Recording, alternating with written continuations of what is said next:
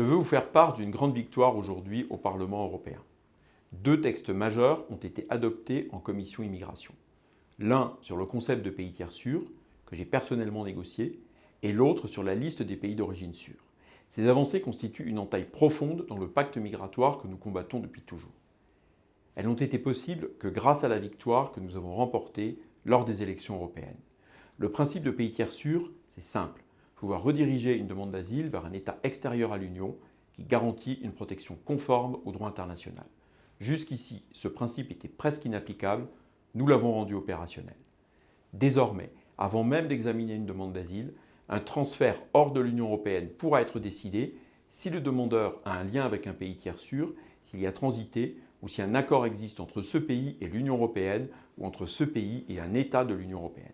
C'est du bon sens et c'est un rétablissement de la souveraineté des États. Nous avons aussi obtenu une autre avancée essentielle, celle qu'un mineur non accompagné, qui représente une menace grave pour la sécurité nationale ou l'ordre public, puisse être renvoyé dans un pays tiers sûr. Cela n'était pas possible auparavant.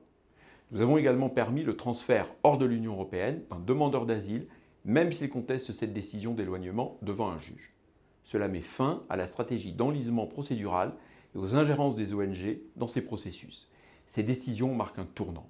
Pour la première fois depuis longtemps, nous avons contraint la Commission à admettre que la protection de nos peuples doit primer sur l'idéologie migratoire. Ces avancées ferment des brèches que les réseaux de passeurs et parfois même des individus dangereux ont su exploiter trop longtemps. La prochaine étape sera celle du trilogue, regroupant pour négociation le Parlement, la Commission et le Conseil. Nous y défendrons ces acquis avec détermination. Grâce à votre confiance, grâce au mandat que vous nous avez donné, l'Europe commence enfin à reprendre le contrôle de ses frontières. Et c'est une excellente nouvelle pour la sécurité, pour la souveraineté et pour l'avenir de notre civilisation.